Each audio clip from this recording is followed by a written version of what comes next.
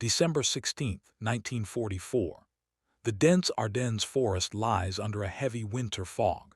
You can almost feel the freezing wind biting through the thin layers of wool the American infantry are wearing.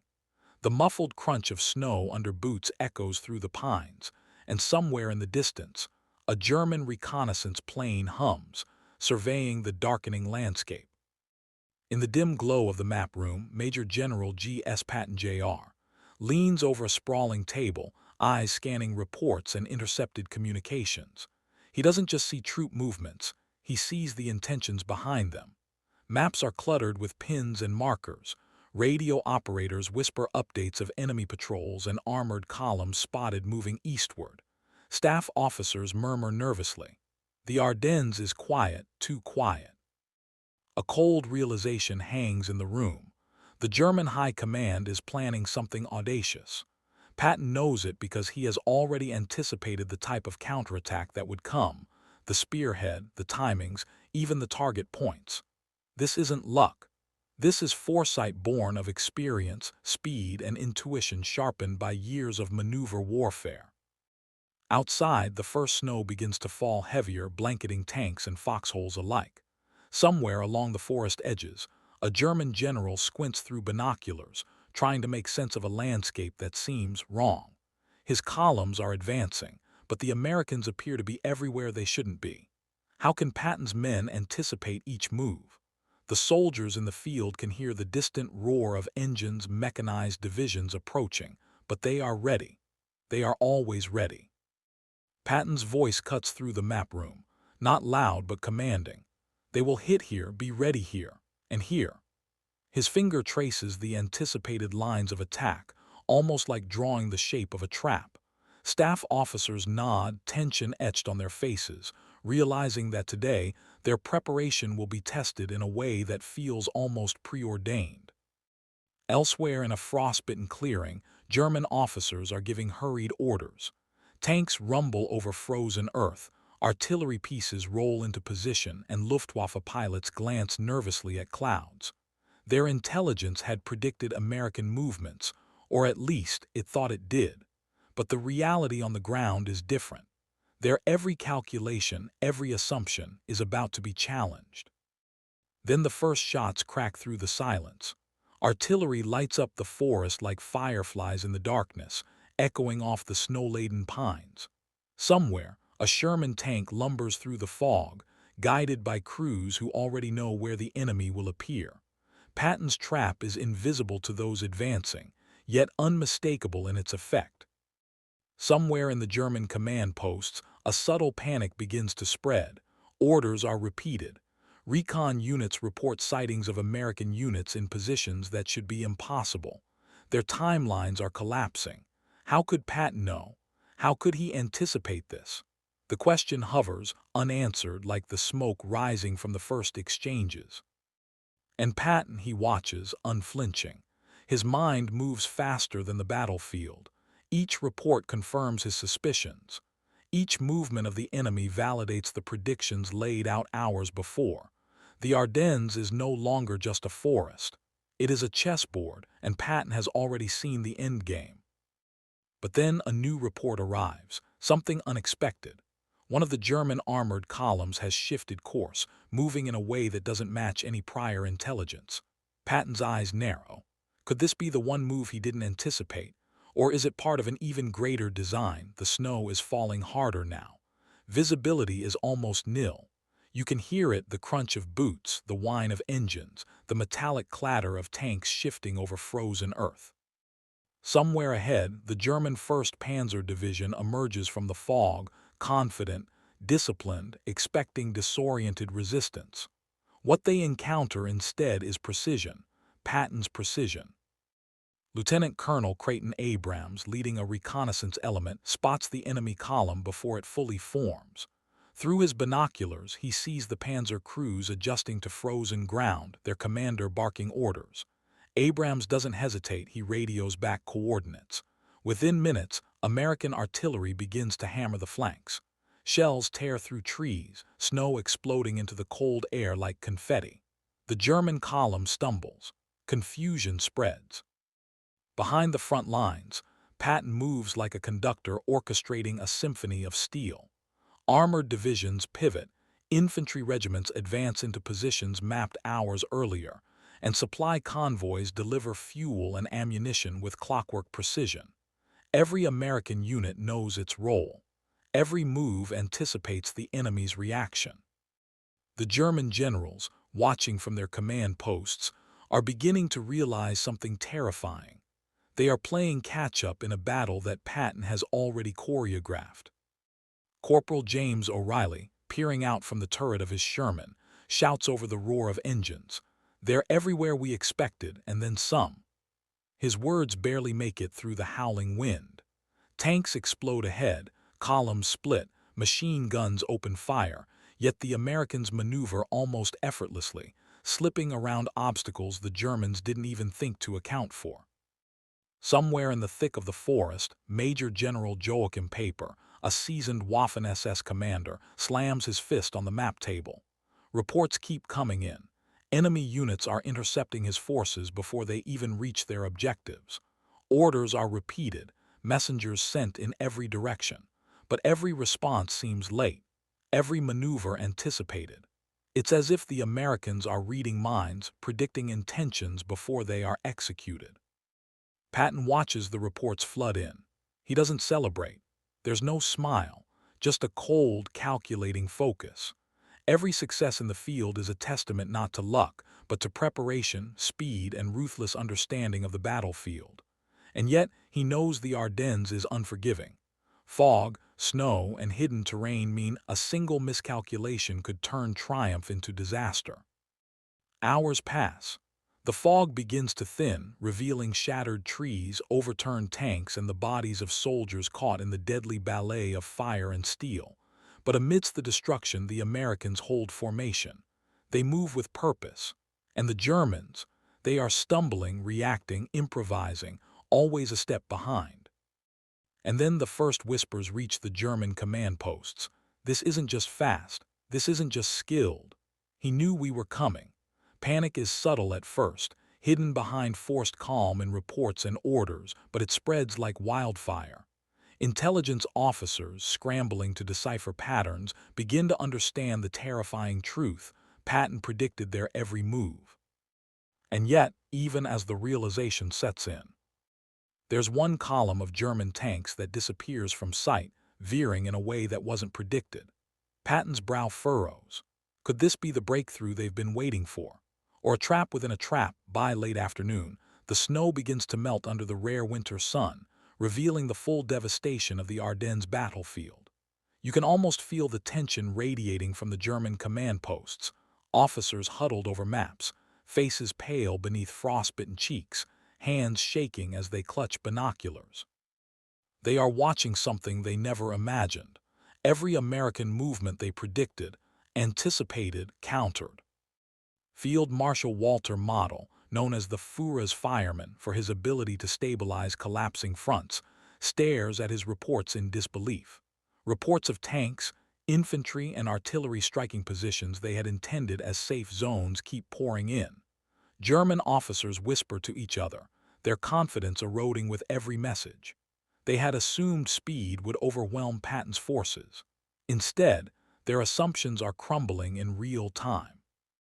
Meanwhile, Patton's headquarters hums with controlled energy. Radio operators buzz with updates. A courier arrives breathless, delivering news of another intercepted German order.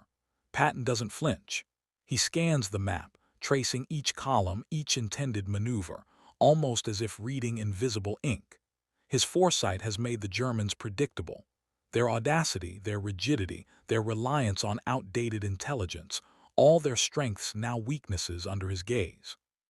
In a makeshift German command post, Colonel Heinz Guderian's former student, now an operations officer, slams a fist on the table.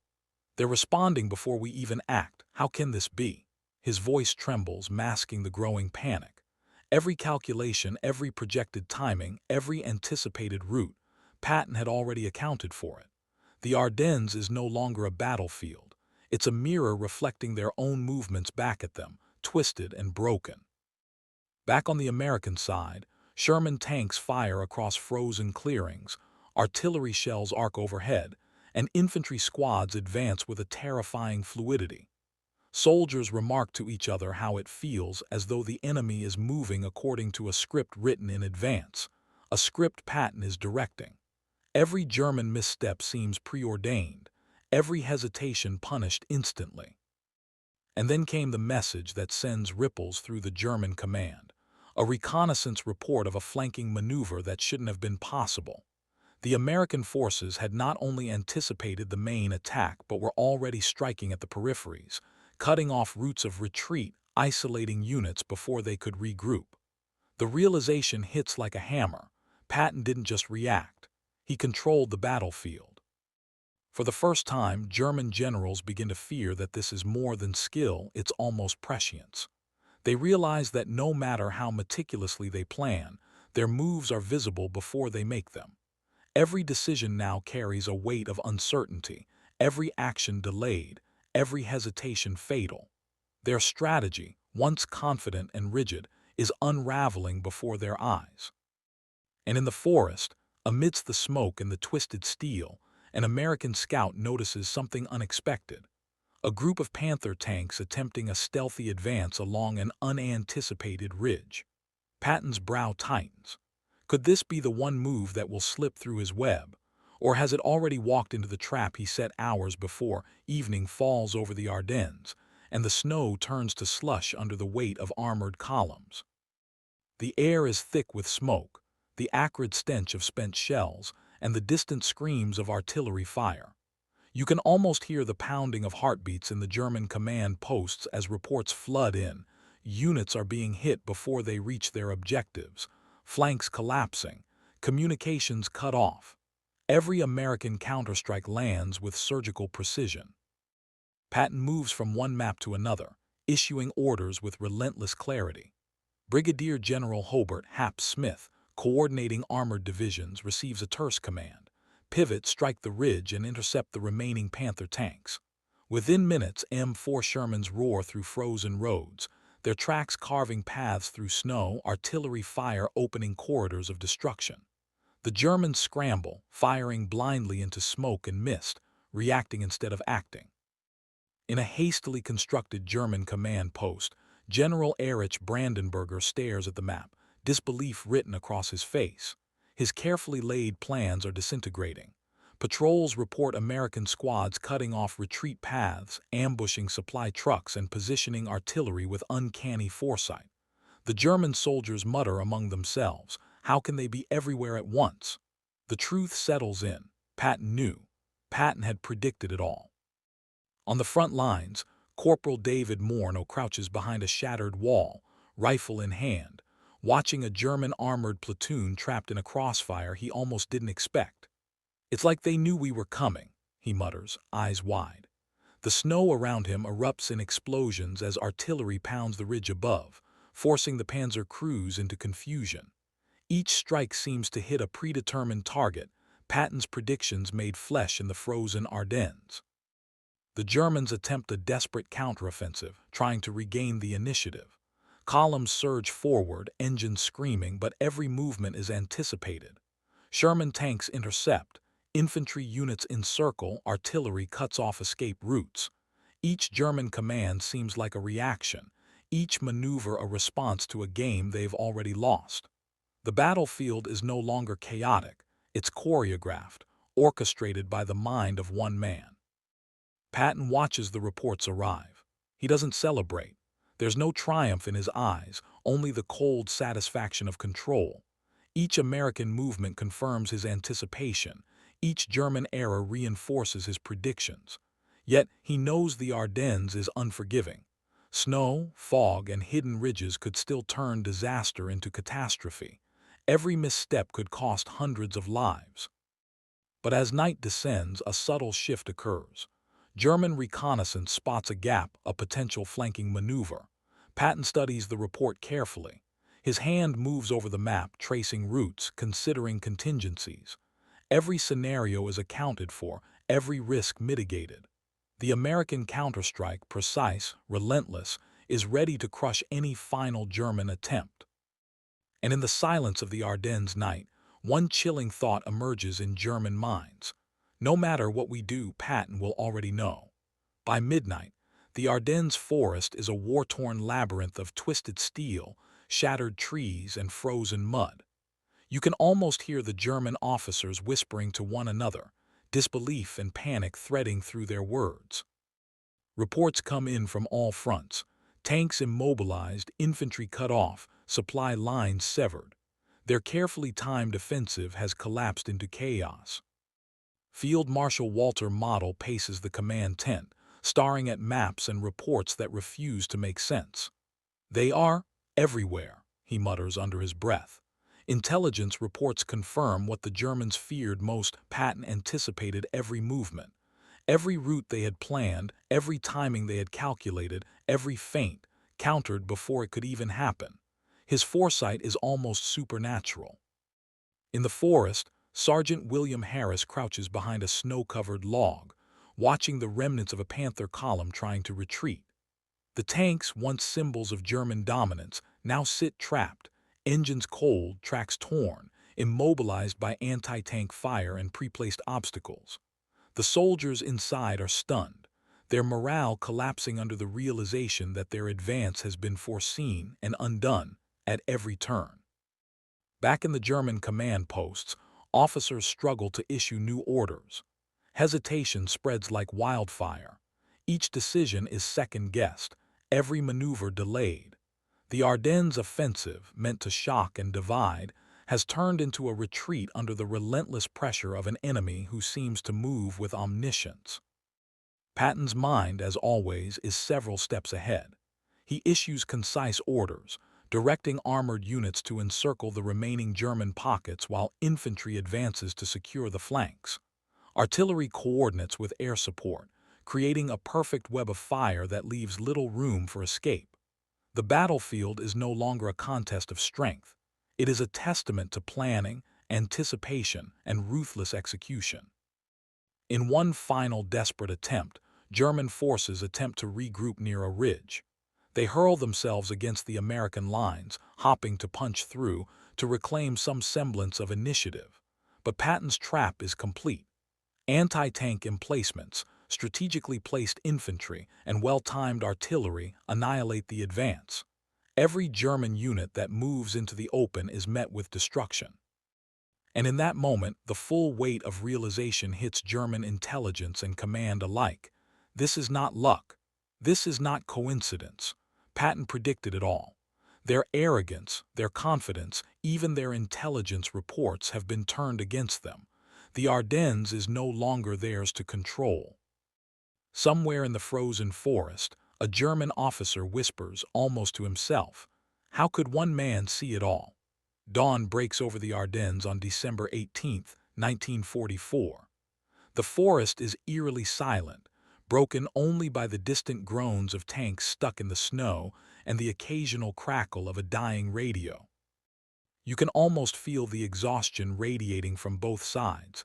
American troops, tense but victorious, and German soldiers, demoralized and disoriented, trying to make sense of the chaos around them.